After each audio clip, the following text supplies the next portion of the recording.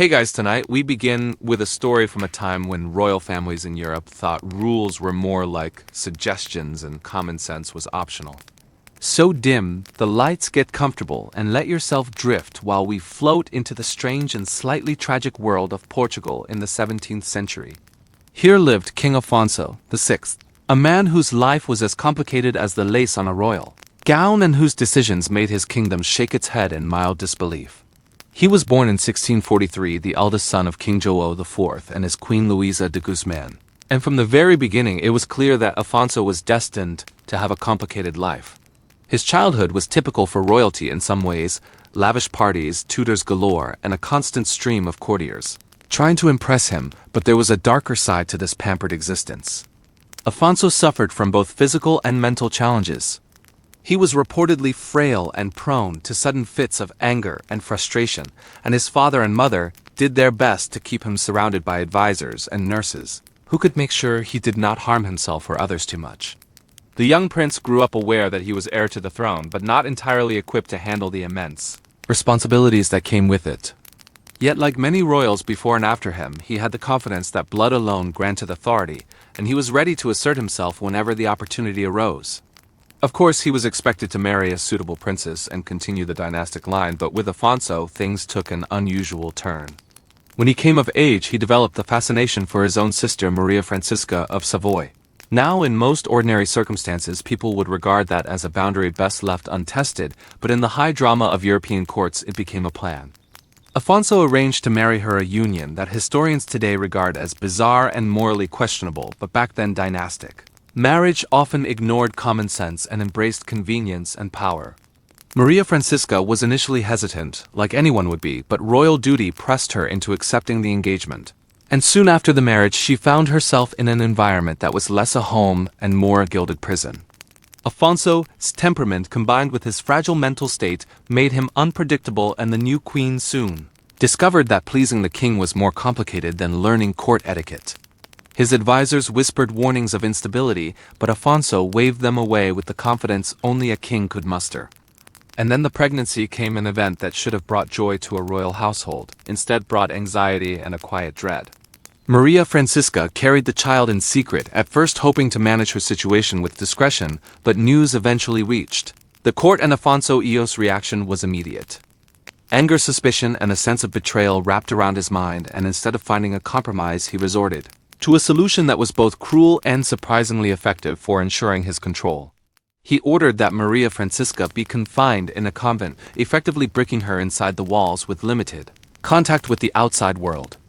She was allowed servants and a few items for comfort, but the confinement lasted decades, and it created a chilling atmosphere where she gave birth to a child who would remain hidden from the court and the public. The prince born to them was reportedly deformed, a fact that added further shame and secrecy to the situation. He was never formally recognized and vanished into obscurity, as if the walls around Maria Francisca had swallowed him whole. The court murmured about the scandal, but most people simply accepted it as another oddity in the lives of the royals, who often treated tragedy and inconvenience with a kind of stoic detachment. Afonso continued his reign with the knowledge that his sister was confined, and the heir he had fathered would not interfere with the succession. His relationship with Maria Francisca became a complex mix of control, guilt, and avoidance, a dynamic that would shape the rest of his reign and the perception of his rule in the annals of history. Meanwhile, the queen inside the convent endured long days filled with the echo of her own thoughts. She attempted to maintain some semblance of routine: reading, writing, attending prayers, but always with the quiet ache of isolation. Occasionally, she would hear news from outside the convent walls: the rise and fall of courtiers, the births of legitimate heirs, and the minor intrigues of the court, all of which reminded her that she was both part of this world and completely cut off from it. The psychological toll was immense, and she often turned to small acts of rebellion or private rituals to maintain her identity and sanity. Historians debate how much freedom she truly had and how she occupied her mind, but there is consensus that surviving such an ordeal required resilience few could muster. Her child remained a secret, a ghost within the palace, an unwanted reminder of forbidden desire and royal caprice. Afonso, meanwhile, continued his daily routines, pretending that all was normal, and avoiding the subject of the child and the confinement, as if ignoring it could erase it from reality. Yet life has a way of forcing confrontation, and secrets rarely stay hidden forever. One day, a minor servant let slip a detail about the confined queen and the lost child. It traveled through the whispering corridors until it reached the ears of more influential courtiers. Some saw it as a moral outrage, others as a curiosity to be discussed in hushed tones while sipping wine or observing the king's erratic behavior. Alfonso sensed the shifting mood of the court and knew he needed to act decisively to maintain appearances, but the exact nature of his intervention remains a matter of speculation. There are records suggesting he considered moving Maria Francisca to another location or even annulling the marriage, but his indecision and peculiar sense of ownership over the situation resulted in inaction. The queen remained bricked in, and the court continued its delicate dance around the secret. This arrangement continued for years, shaping both their lives and leaving a legacy of quiet suffering mixed with courtly absurdity. The moral ambiguity of the king's decisions, the suffering of the queen, and the hidden fate of the child all combine to create a story that is part human tragedy, part royal oddity.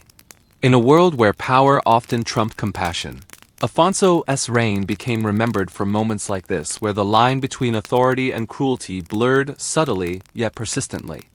The queen eventually adapted to her constrained existence, finding small comforts and ways to assert her dignity in a place designed to strip it away. Yet despite these small victories, the shadow of the deformed child and the circumstances of her confinement lingered like a faint echo, reminding all who knew the story that royalty often came at an unbearable human cost. And just when it seemed that the years of quiet isolation might continue indefinitely, a letter arrived at the convent one afternoon from an unexpected source, a voice from the past who had not been heard for decades, and it contained a message that would make Maria Francisca realized that the outside world was not entirely forgotten and that the fate of her hidden child might be closer to being revealed than anyone suspected. The letter was simple in appearance but heavy with implication. It was sealed in a modest wax that bore a crest only the closest courtiers would recognize, and it arrived at the convent without fanfare, as if to test the patience of its recipient.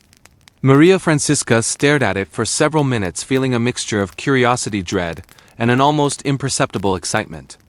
After 30 years of confinement, news from the outside world was rare and usually mundane, so to receive a message that hinted at the fate of her lost child made her heart beat with a cautious hope. She hesitated before opening it, wondering if decades of isolation had left her too fragile to endure whatever truth might lie inside. When she finally broke the seal, the words within were concise yet charged with significance.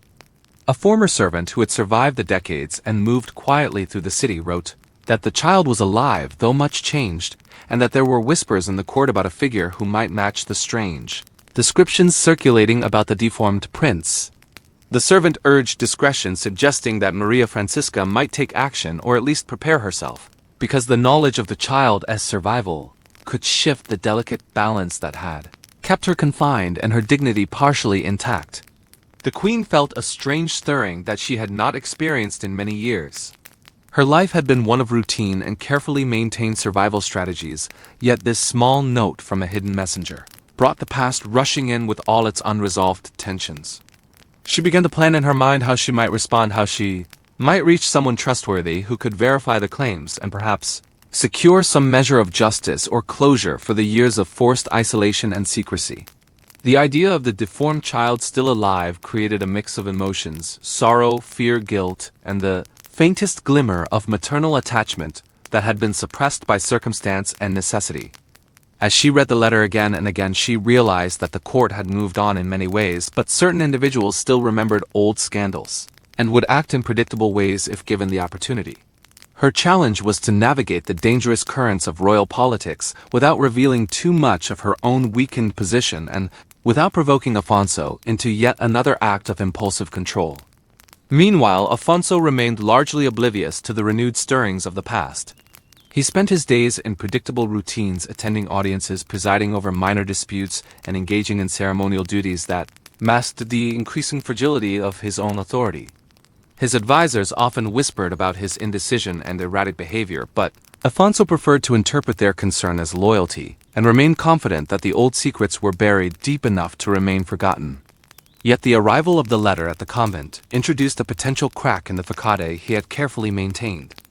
If the existence of the child or the confinement of Maria Francisca became widely known, it could embarrass the king and undermine the perception of his wisdom and stability that was so essential to maintaining respect at court.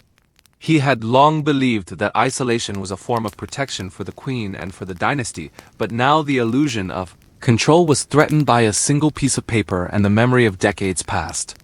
Maria Francisca began to take small steps, cautiously testing the loyalty of the convent staff who had remained with her for years. She sought information about the messenger, the circumstances under which the letter had been delivered, and any corroborating details that might reveal the truth of the child's survival. Each inquiry required subtlety because overt action could provoke the authorities and result in stricter confinement or the complete loss of even the minimal freedoms she had maintained. The psychological burden of this delicate investigation weighed on her, yet it also reawakened a sense of agency that had been dormant for decades.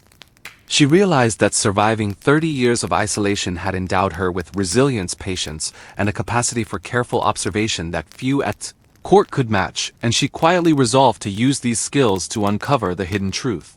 At the palace, rumors began to circulate, though nothing was confirmed. Minor servants noticed unusual movements at the convent, and the arrival of letters that did not fit the normal routine. Gossip spread in hushed tones among the courtiers who speculated about the queen's confinement and the forgotten child who might yet exist. Some believed that Afonso had long ago forgotten the child entirely and that the queen's efforts were pointless.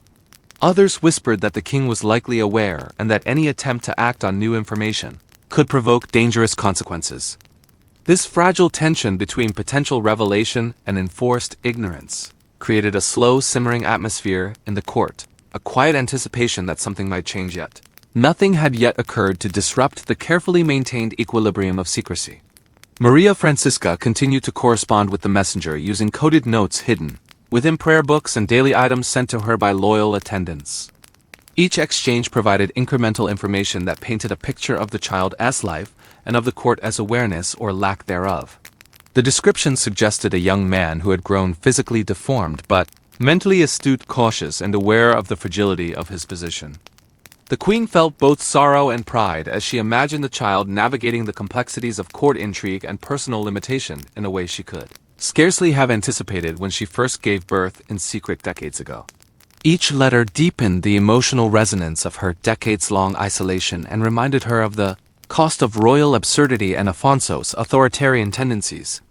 And then one morning a servant brought news that sent a subtle shock through the convent. A figure matching the descriptions in the letters had been spotted near the palace in the early hours of dawn. Witnesses spoke in whispers of a tall, gaunt presence moving quickly through the gardens and along the river path with a certain deliberate intent. There was speculation that he had recognized someone familiar in the court and might be seeking contact or acknowledgement. Maria Francisca felt a chill despite the warm sunlight streaming through the convent windows and realized that her careful plans might soon be forced into immediate action. The quiet decades of patient observation and letter writing could culminate in a sudden confrontation with reality. The figure near the palace moved with a quiet purpose that unsettled the palace staff and intrigued the few who had eyes to notice subtle disturbances. His presence was fleeting but significant, and the whispers spread quickly through the corridors as servants and minor officials speculated on his identity. No one dared confront him directly because the memory of royal authority and the consequences of overstepping remained firmly ingrained. The queen in the convent received this news through her network of loyal attendants who had long maintained a secret line of communication to the outside world. Each report was carefully worded and cautiously delivered to avoid drawing the attention of the king or any overzealous court officials. Maria Francisca felt a mixture of fear and anticipation.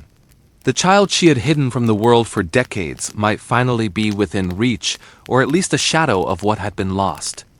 Her mind raced with plans, yet she remained outwardly calm, mindful that even a small misstep could result in renewed confinement or worse. Meanwhile, Afonso continued his routine, unaware of the approaching tension. He occupied himself with ceremonial duties, appearances at the court, and a predictable schedule of audiences and state affairs. Advisors whispered about minor irregularities, yet the king waved away their concerns with the confidence only a man who had spent decades ruling without challenge could muster. His sense of control remained intact because he assumed that past secrets were safely buried, and that the queen had long resigned herself to her fate. He failed to account for resilience, patience, and the quiet cunning that often accompanies years of isolation. Life in the palace continued with its usual rhythm, yet beneath the surface subtle currents began to shift as the presence of the hidden child and the queen's renewed agency created small ripples in the otherwise stagnant pool of courtly routine. The queen began preparing for a possible encounter. She organized messages and arranged for discreet observation of the palace grounds. Each action required careful timing and strategic subtlety because the slightest deviation could provoke suspicion and threaten everything she had painstakingly maintained for decades. She reflected on the years of confinement and how those years had refined her patience, observation, and capacity for deliberate action. Every day she considered different scenarios and devised contingency plans. The hidden child, who had grown into a cautious and perhaps wary young man, was no longer an infant in need of protection, but a potential participant in a delicate game of revelation and survival. The moral weight of her past decisions and the long silence of the convent hung over her as she prepared to engage with a world that had largely forgotten her existence yet remained, bound by the invisible threads of dynastic responsibility and authority. At the palace, the presence of the mysterious figure did not go unnoticed. Courtiers speculated about the unusual timing and the vague resemblance to old rumors of the deformed prince. A few daring individuals considered investigating, yet prudence and fear of the king as retribution prevented decisive action. The quiet tension lingered like a fog in the corridors and hallways, a subtle awareness that something significant was approaching, but without clear definition. Servants whispered in cautious tones, speculating about a return of the past and the possibility that hidden truths might resurface to challenge the carefully maintained narrative of royal propriety. Meanwhile, the king remained comfortably unaware of these developments, immersed in ceremonial duties and his own fragile routines. He believed that the queen's confinement was permanent, and that the lost child had vanished into obscurity. This misjudgment of reality would soon intersect with the quiet persistence of those who remembered and those who refused to allow decades of secrecy to remain unchallenged. Maria Francisca finally arranged to meet a trusted intermediary who could observe the mysterious figure and report back with certainty. The intermediary was a former servant, now aged and cautious, but loyal beyond reason, and capable of moving through the palace with the necessary discretion. They were instructed to track the figure from a distance, observe actions, and report everything without engaging directly. The intermediary moved through the palace gardens and along the river pathways, noting the figure's movements and behavior. Each observation was relayed back to the convent in encoded messages folded into everyday deliveries. Maria Francisca read each message, carefully analyzing the patterns of movement, gestures, and timing. She began to develop a tentative understanding of the child's current capabilities, intelligence, and awareness of court dynamics. The child had not forgotten the isolation, the secrecy, or the consequences of exposure, and appeared to have developed strategies to navigate his own existence without drawing attention or provoking retaliation. This slow revelation brought both relief and unease to the queen.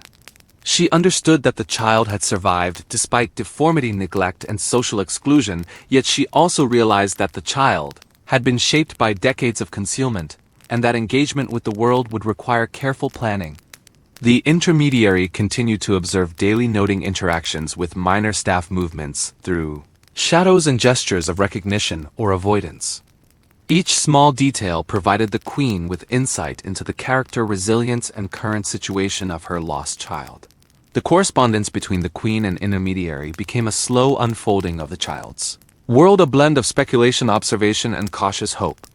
And just as Maria Francisca began to feel that she had a coherent understanding of the situation, a new report arrived suggesting that the figure had been seen near the main gates, speaking briefly to an unknown individual whose identity was uncertain.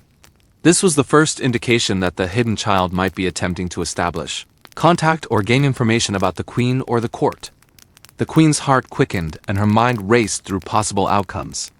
The decades of careful planning might be disrupted by this sudden initiative or opportunity. The delicate balance between secrecy, safety, and agency was about to face its first real test in 30 long years. The sighting near the main gates was small in itself, yet enormous in implication.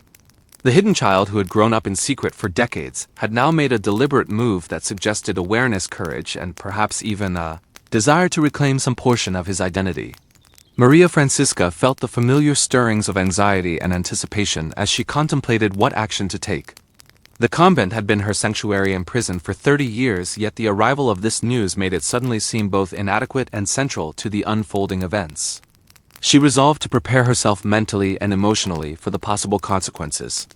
Every decision carried weight and risk. Every movement required careful timing and discretion because any overt action could trigger an immediate reaction from Afonso, who remained largely unaware of the unfolding situation, yet had a latent capacity for sudden intervention when his authority felt threatened. At the palace, the king's routines continued with a calm monotony that masked the slow changes occurring around him. Courtiers whispered to one another, quietly noting the appearance of unusual figures and subtle shifts in the palace grounds. Some interpreted these movements as insignificant, others recognized the faint outlines of old scandals resurfacing and moved with caution. Afonso believed that the past had been effectively neutralized through the queen's confinement and the disappearance of the child. This belief gave him a comfortable illusion of stability. He spent hours presiding over ceremonial matters, reviewing documents and engaging in minor disputes while remaining oblivious to the quiet storm approaching. The contrast between his perception of reality and the small but significant movements occurring outside his immediate awareness created a tension that was subtle yet pervasive. Maria Francisca began considering how to establish some form of communication with the child without alerting palace officials or risking exposure. The intermediary had provided detailed reports of his movements, gestures, and interactions, yet direct contact remained impossible. She devised a plan to create signals recognizable only to the child. Small marks on objects delivered to the palace, secret notes folded into prayer books, and subtle cues embedded in routine activities became her tools for conveying information. The queen relied on her deep knowledge of court habits, psychology, and spatial awareness to anticipate how messages could be transmitted and received without attracting suspicion. Each action was slow, deliberate, and required patience that only decades of isolation could cultivate. Meanwhile, the child appeared to be testing the waters cautiously. Observers reported that he moved along the river pathways, the gardens, and the less visible portions of the palace grounds. He seemed aware of surveillance yet willing to engage in minimal-risk behavior.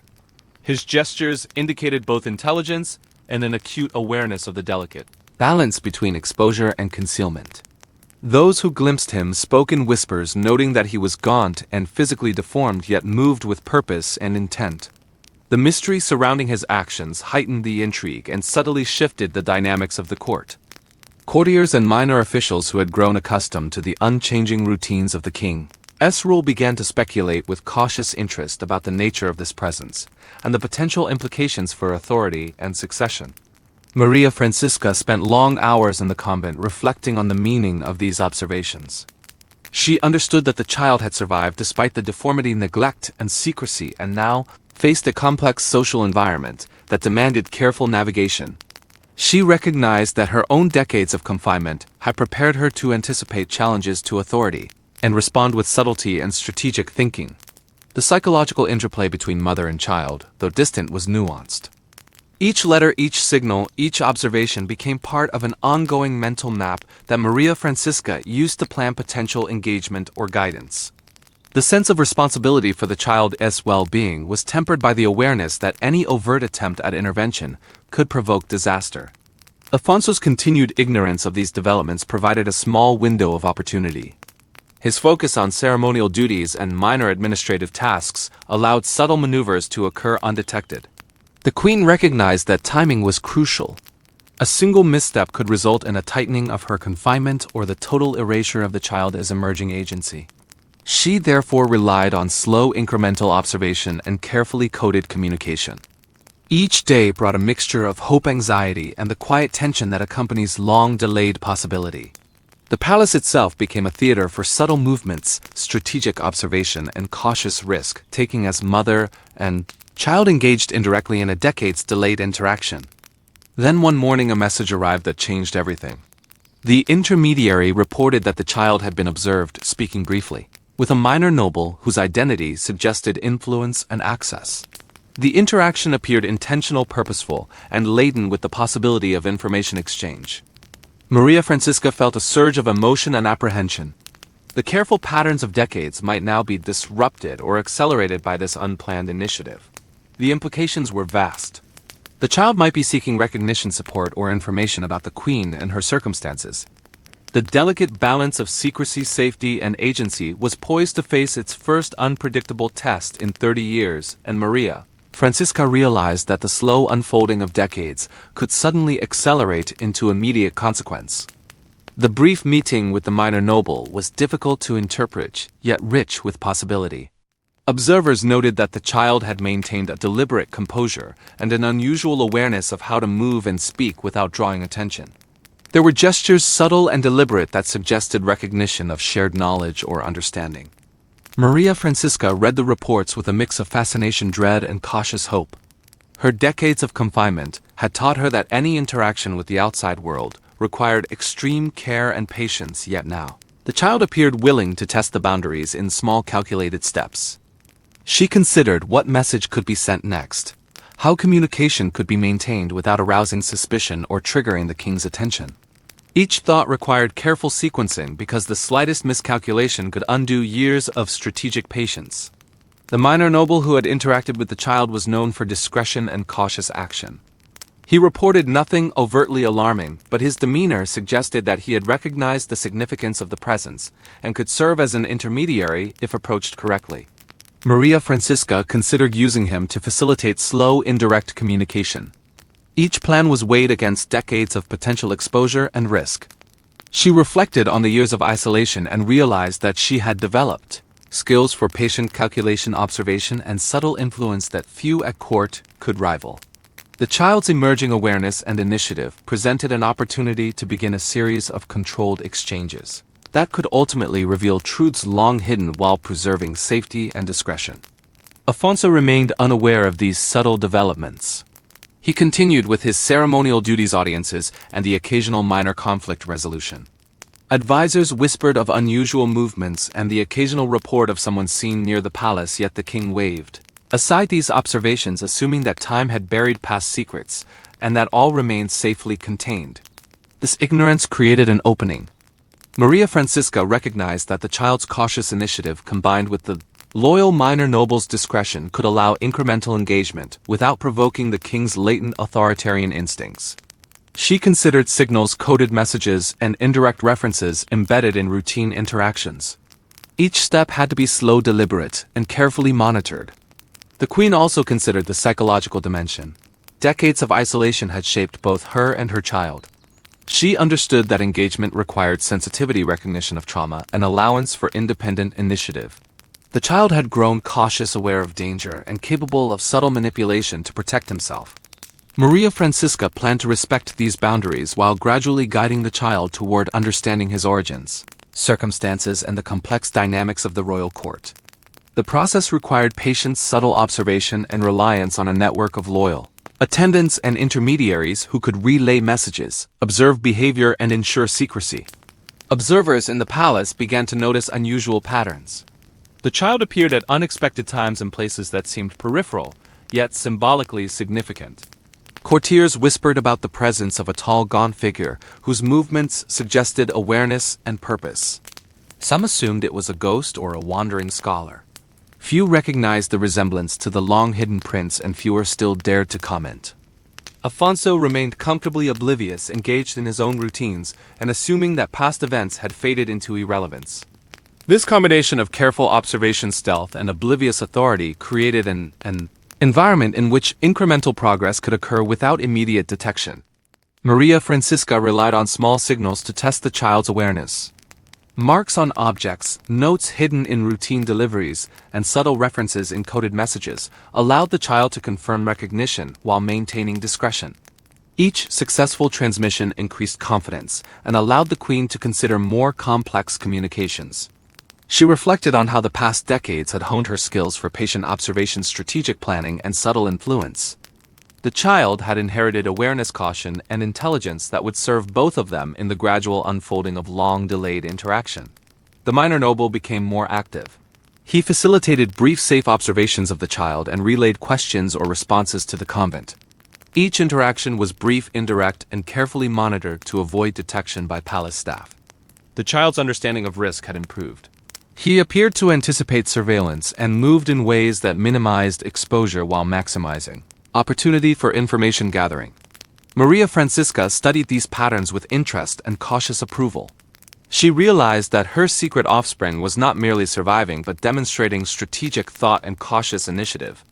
The queen's sense of relief mingled with anticipation, as decades of careful patience might finally yield meaningful insight into the circumstances surrounding the child's birth, confinement, and life at the palace.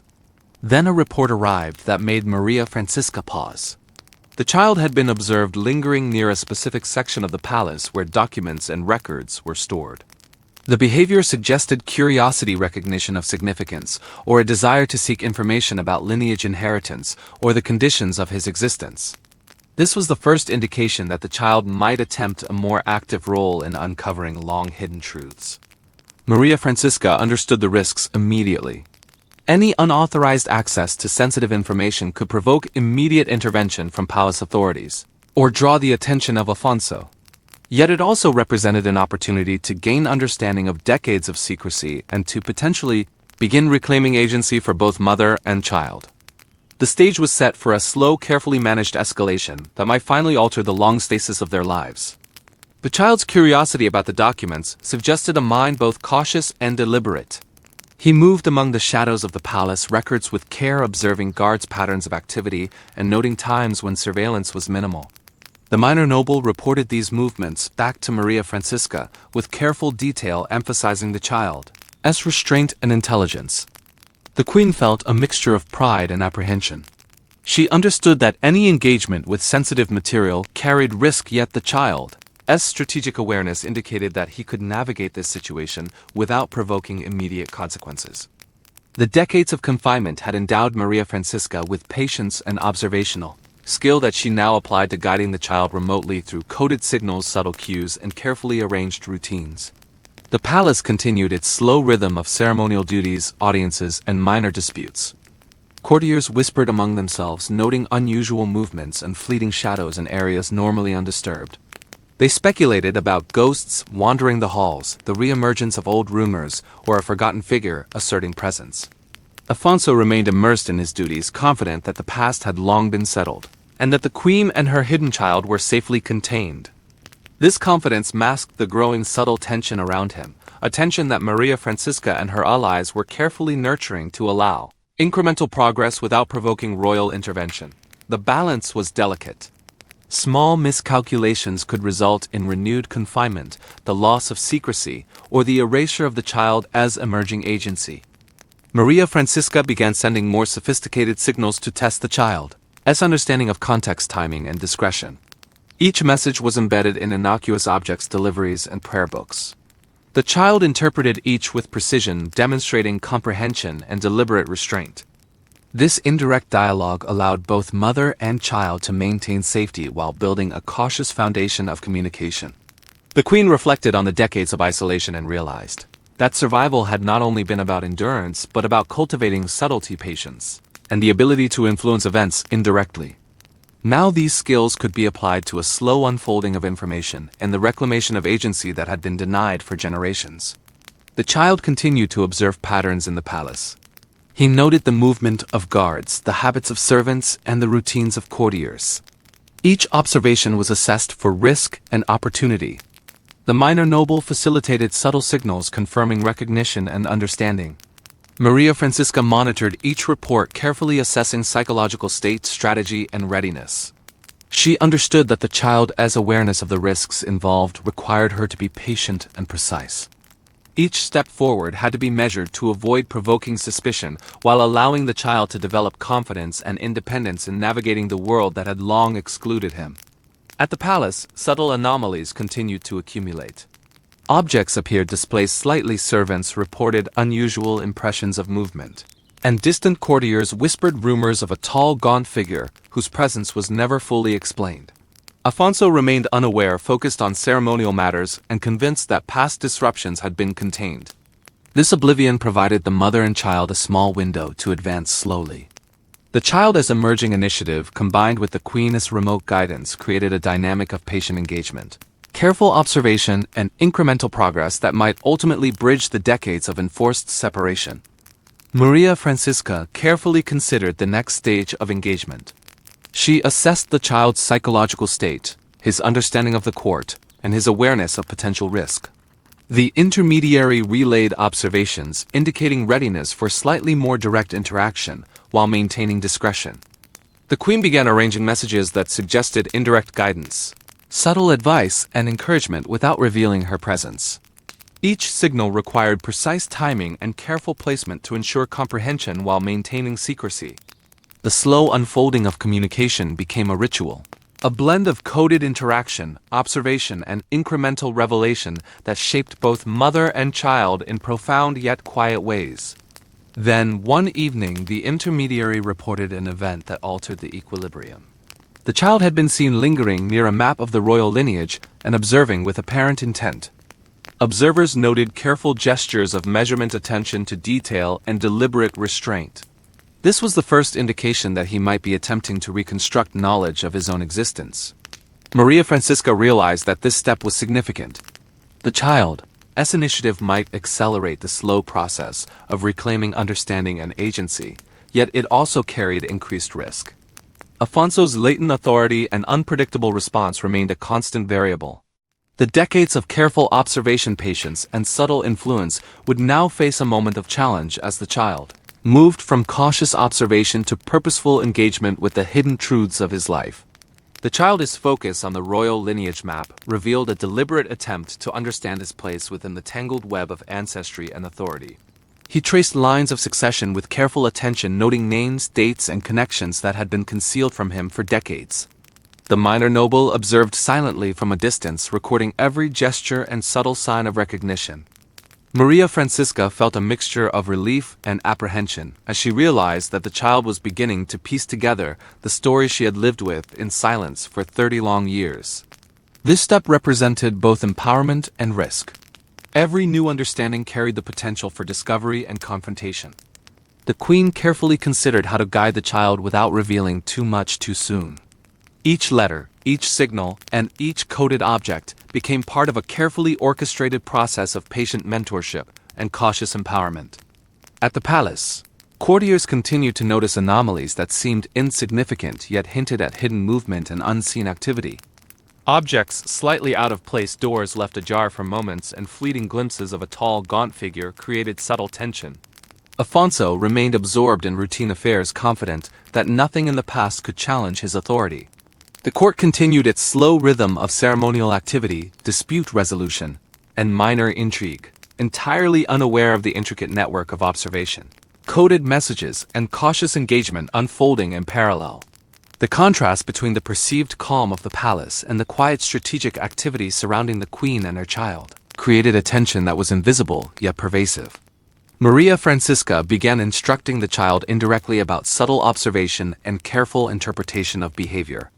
She guided him through coded messages embedded in everyday deliveries, symbols in prayer books, and small marks on objects that only he could recognize. Each lesson required patience, repetition, and subtle reinforcement. The child's responses demonstrated intelligence, discretion, and an ability to internalize guidance while maintaining careful autonomy. The Queen marveled at the adaptability of someone who had grown up largely isolated and unacknowledged, recognizing that decades of hidden existence had shaped an extraordinary capacity for careful thought and strategic awareness. The minor noble's role became increasingly central. He observed interactions, relayed coded information, and monitored risks. Each day he provided details of the child's movements, noting gestures, timing, and interactions with objects or courtiers. Maria Francisca analyzed these reports with precision, noting patterns, assessing readiness, and anticipating possible consequences. This slow accumulation of knowledge allowed her to plan further steps with increasing confidence while preserving the safety of both herself and her child. The decades of patient observation had transformed her into a strategist capable of orchestrating events from the confines of the convent, quietly shaping outcomes with subtle influence and careful guidance. The child's growing understanding of the royal lineage, coupled with careful observation of palace routines, suggested a readiness to engage more actively. He began identifying areas where information could be inferred, relationships reconstructed, and hidden truths tentatively explored. Maria Francisca encouraged this initiative indirectly while reinforcing the importance of discretion and patience. Each small victory in understanding and agency built confidence while maintaining the delicate balance required to avoid detection by the king or overzealous courtiers. The quiet sophistication of these interactions reflected the slow unfolding of decades of preparation, adaptation, and cautious ambition. Afonso, as always, remained largely unaware. He presided over audiences, ceremonial events, and minor disputes with a serene confidence. His advisors occasionally whispered concerns about unusual occurrences, but the king dismissed them, assuming that the past had been fully contained. This perception of stability created an opportunity for the mother and child to proceed without interference. Yet it also emphasized the fragile nature of their progress. Any sudden revelation, misstep, or breach of protocol could undo decades of carefully maintained equilibrium. Maria Francisca remained acutely aware of this and planned each action, signal, and observation with meticulous care. Then one morning a subtle but significant event occurred. The child was observed examining a section of the royal archives that contained letters, records, and minor accounts relating to the queen's confinement and the circumstances of his own birth. The minor noble reported that he handled the documents with care, made mental notes, and appeared to understand the delicate significance of the material. Maria Francisca realized that this step represented a potential turning point. The child was moving from observation into interpretation, beginning to reconstruct the long-hidden truths of his existence. The decades of secrecy, confinement, and patient planning had prepared both mother and child for this moment, yet the outcome remained uncertain. The balance of discretion, knowledge, and risk would soon face its first real challenge in the unfolding reconstruction of their hidden history. The child's quiet engagement with the royal archives marked a subtle shift from passive observation to active investigation. He moved carefully among the stacks, noting details about names, dates, and relationships long hidden from him. Each gesture was deliberate, restrained, and precise, suggesting both caution and emerging understanding. The minor noble observed from a discreet distance, noting the child's patterns and signaling updates back to Maria Francisca through coded messages concealed within routine deliveries. The queen read each report, slowly weighing the implications of this new initiative.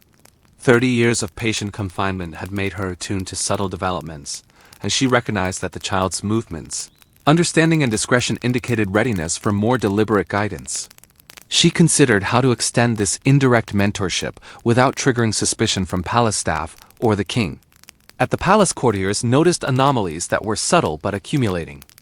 Objects shifted slightly, moments of unusual stillness in corridors, and the occasional glimpse of a tall, gaunt figure moving with intent created speculation and hushed whispers. Afonso remained largely oblivious, confident that all past events were neutralized and that his authority remained uncontested. This oblivion provided a critical window for the mother and child to continue their cautious exchange. The contrast between the perceived calm of the palace and the quiet strategic efforts unfolding behind the scenes emphasized the delicate balance required to preserve secrecy while encouraging the child's growing initiative. Each day required careful observation, incremental action, and precise calculation. Maria Francisca began to provide subtle guidance through coded objects and messages embedded in the ordinary routines of the convent and palace deliveries. Each communication was carefully constructed to teach observation, strategic thinking, and cautious engagement. The child responded with discernment, demonstrating comprehension and careful application of the queen's indirect instruction. This slow unfolding of guidance allowed the child to build confidence while preserving safety. Each signal transmitted, observed, and interpreted became part of a layered process in which knowledge, awareness, and subtle influence were incrementally increased without attracting attention. The minor noble's role became increasingly central in maintaining the network of observation and communication. He observed movements, noted gestures, and relayed insights about the child's behavior, comprehension, and emerging patterns of initiative. Maria Francisca analyzed each report with precision, considering timing, context, and potential consequences. The slow accumulation of knowledge allowed her to plan future steps with growing sophistication while maintaining the safety and discretion of both herself and the child. The decades of patient confinement had endowed her with skills of observation, strategic foresight, and subtle influence that were now being exercised with careful precision. The child demonstrated increasing sophistication in interpreting palace routines and the subtleties of court behavior. He identified moments when surveillance was minimal or attention diverted, noting patterns of movement among guards, servants, and courtiers. Each observation informed cautious initiative and incremental engagement with hidden truths. Maria Francisca encouraged continued careful observation, subtle interpretation, and patient assessment, recognizing that each small act of awareness and action contributed to the slow reconstruction of long-hidden histories. The child's emerging initiative suggested that he was beginning to reclaim agency over his own life while maintaining discretion and safety. Alfonso continued with his ceremonial duties, minor disputes, and administrative affairs, remaining confident that his authority and control were absolute. Advisors occasionally whispered about subtle anomalies, yet the king dismissed their concerns. This perception of stability allowed mother and child to proceed with incremental steps of observation, communication, and engagement. Each careful maneuver relied on discretion, patience, and subtlety. Maria Francisca understood that any misstep could provoke renewed confinement, discovery, or interference from the king. Each move had to be slow, deliberate, and measured against potential consequences. Then one evening, a message arrived from the minor noble that caused Maria Francisca to pause. The child had been observed making subtle marks on the margins of documents, tracing patterns and noting connections between lineage, succession, and the circumstances of his birth. Observers noted care, restraint, and deliberate attention to detail. This indicated not only comprehension but initiative, the first step toward reconstructing hidden truths independently. Maria Francisca realized that the decades of secrecy and patient planning had prepared both herself and her child for this critical moment. The delicate balance of knowledge, discretion, and risk was about to face a pivotal test as the child's growing awareness moved from observation into active interpretation and possible engagement with the concealed realities of his life. The child's subtle engagement with the documents revealed a mind growing more independent yet still cautious. Each mark traced, line followed, and pattern recognized suggested careful thought and strategic awareness. The minor noble observed from a discreet distance, noting gestures, timing, and restraint, while relaying insights to Maria Francisca. The queen read each report, slowly absorbing the implications.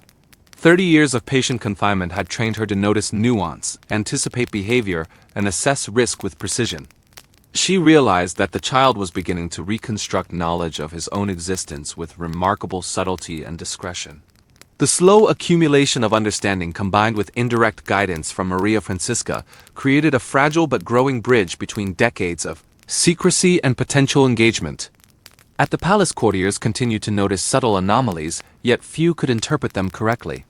Objects slightly misplaced, fleeting glimpses of movement, and quiet shifts in routine created speculation and mild curiosity. Alfonso remained comfortably immersed in ceremonial duties, minor disputes, and routine administration. His confidence in the permanence of his authority created a window of opportunity for mother and child. The quiet tension between perceived calm and subtle strategic activity emphasized the delicate balance of discretion, awareness, and incremental initiative. Maria Francisca understood that any misstep could collapse decades of patient maneuvering and potentially expose both herself and the child to renewed confinement or scrutiny. Maria Francisca began refining her indirect guidance. Messages embedded in prayer books, subtle signs in daily deliveries, and careful coded objects conveyed strategy, caution, and encouragement. Each communication required precise timing and thoughtful composition. The child interpreted these with discernment, demonstrating comprehension, judgment, and discretion. This slow unfolding of mentorship allowed the child to build confidence while maintaining safety. Each small victory in understanding reinforced careful observation, strategic thought, and subtle engagement without alerting palace staff or provoking Alfonso. The queen recognized that this incremental progress represented both psychological and strategic empowerment, a reclaiming of agency carefully nurtured over decades. The minor noble's role expanded in parallel. He coordinated observations, noted behavior patterns, and relayed information to the queen. His reports included timing, context, and subtle cues that enabled Maria Francisca to assess readiness for more complex engagement. The slow accumulation of knowledge allowed planning with increasing sophistication. The decades of patient isolation had made the queen adept at leveraging indirect influence and careful observation. The child, growing in awareness and subtle strategic skill, was ready for the next stage of controlled interaction. The balance between secrecy and initiative remained delicate but promising. The child demonstrated increasing ability to interpret the palace environment. He observed guard patterns, servant routines, and the subtle behaviors of courtiers. Each observation was considered, assessed for risk, and applied cautiously. Maria Francisca encouraged patience, careful assessment, and continued discretion. The slow building of understanding allowed the child to prepare for future engagement while preserving safety and secrecy. The minor noble facilitated indirect guidance, ensuring that each step was measured, monitored, and controlled.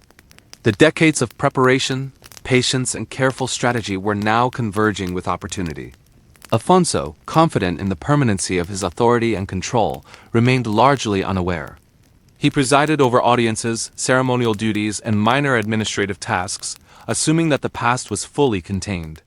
This oblivion enabled mother and child to advance incrementally. Each careful action relied on observation, patience, and subtle influence. Maria Francisca understood that the child's emerging initiative marked a critical point in the decades-long process of reclaiming understanding and agency. Each day of cautious observation and indirect guidance strengthened both the child's competence and confidence without provoking exposure. Then one morning a subtle but decisive event occurred. The child was observed arranging small objects near the palace windows, creating patterns, tracing shadows, and noting how light and movement affected perception. Observers described a deliberate, careful methodology suggesting both curiosity and emerging ingenuity. The minor noble immediately relayed the report to Maria Francisca. The queen recognized that the child was experimenting with observation, inference, and subtle influence. This step marked significant development. The slow reconstruction of hidden truths, the careful practice of strategic observation, and the cultivation of independent initiative were converging. Maria Francisca realized that the decades of patient isolation, coded communication, and discreet mentorship were poised to culminate in the child's first meaningful autonomous engagement with the hidden realities of his life. The tension between secrecy, awareness, and agency had never been so critical. The child's experimentation with light, shadow, and observation marked the final stage of decades-long preparation. Each deliberate movement, each carefully arranged object, revealed a mind capable of independent reasoning, strategic planning, and cautious initiative. The minor noble watched silently from a safe distance, noting timing, gestures, and restraint, then relayed every detail to Maria Francisca. The queen read each report slowly, her mind processing both pride and apprehension. 30 years of patient confinement, careful observation, and coded communication had brought them to this critical moment. The child's growing independence and understanding promised not only insight into his own history but the possibility of subtle reclamation of agency within the palace itself. At the palace, subtle anomalies continued to accumulate. Objects left slightly out of place.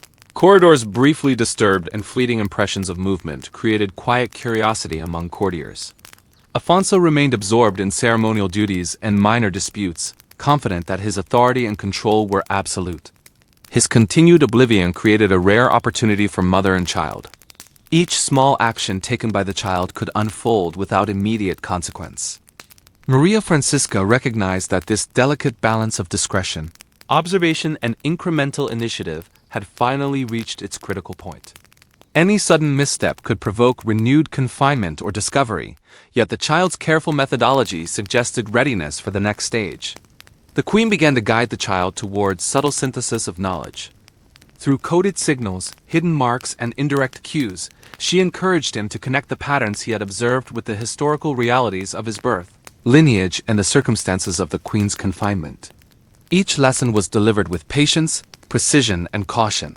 The child responded with intelligence and careful application, demonstrating an ability to integrate observation with inference while maintaining strict discretion. The slow accumulation of understanding represented a quiet reclamation of autonomy nurtured over decades of indirect mentorship.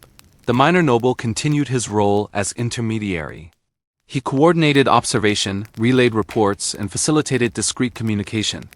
Each day he monitored movements, interpreted gestures, and assessed the child's engagement. Maria Francisca relied on these reports to plan incremental next steps, carefully calibrating guidance to encourage learning and independent initiative without provoking suspicion. The decades of patient isolation, indirect mentorship, and strategic observation now bore fruit as the child gradually reconstructed hidden truths and gained the ability to act with measured discretion. The child began experimenting with subtle influence. He noted the flow of activity in the palace, the timing of attention and distraction among courtiers and guards, and the hidden vulnerabilities in the king's perception of authority. These observations were applied cautiously, testing boundaries without provoking confrontation. Maria Francisca recognized the sophistication of this behavior, understanding that the child was developing both comprehension of his own identity and a strategic awareness of the palace environment. The slow unfolding of independent initiative, observation, and cautious engagement represented the culmination of decades of secrecy, patient guidance, and meticulous planning. Afonso remained unaware. He conducted audiences, presided over ceremonial duties, and addressed minor disputes with serene confidence. His belief in the permanence of his authority created a rare opportunity for subtle engagement and reconstruction of truth by mother and child. The contrast between his oblivion and the quiet strategic activity unfolding behind the scenes emphasized the fragility and importance of discretion, patience, and incremental progress. Each day of careful observation and indirect mentorship strengthened the child's confidence and skill without drawing attention or provoking alarm. Then one afternoon, a subtle but decisive event occurred. The child, using all he had learned through observation and guidance, orchestrated a brief but precise interaction that conveyed knowledge of his lineage, understanding of the queen's situation, and recognition of palace routines.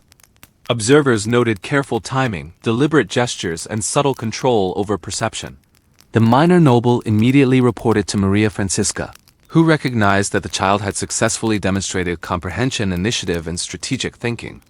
This marked the first meaningful autonomous engagement with the hidden realities of his life, a quiet triumph of decades-long patience, guidance, and observation. Maria Francisca felt a mixture of relief, pride, and cautious anticipation. The decades of confinement, coded messages, and careful mentorship had culminated in the child's ability to act independently within the subtle boundaries of safety. The reconstruction of hidden truths, the development of strategic awareness, and the reclamation of agency had finally come to fruition. The slow unfolding of knowledge, observation, and cautious engagement had transformed isolation into empowerment and secrecy into understanding. The child now stood at the threshold of a future shaped by patient guidance, careful observation, and the quiet but profound influence of a mother who had endured decades of confinement to prepare him for this moment.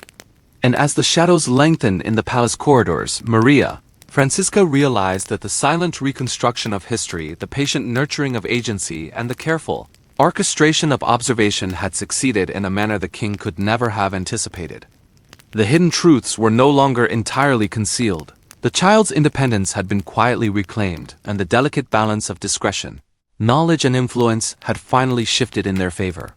For 30 years the past had been suppressed, yet now, slowly and carefully, it began to unfold in the hands of a child who had learned the art of patient, deliberate, and cautious engagement. The consequences of this quiet reclamation remained to be seen. The air in the convent and the palace seemed to hold a suspended tension as the unseen equilibrium of authority and secrecy quietly shifted. For the first time in decades, the mother and child moved in concert, connected by subtle guidance, patient mentorship, and emerging understanding. The child's actions hinted at possibilities long denied, at questions that had remained unanswered, and at futures cautiously claimed. The silent game of observation, inference, and cautious initiative that had endured for decades was now approaching a threshold that might finally alter the carefully maintained narrative of confinement and hidden lineage. And then in the quietest moment, a shadow moved in a way that neither mother nor child had anticipated, suggesting that the delicate balance they had cultivated for 30 long years might soon be challenged in ways both subtle and profound. If you love unraveling history's darkest and most fascinating secrets, don't forget to subscribe to Stories Before Sleep and turn on notifications so you never miss a tale that lingers long after the lights go out.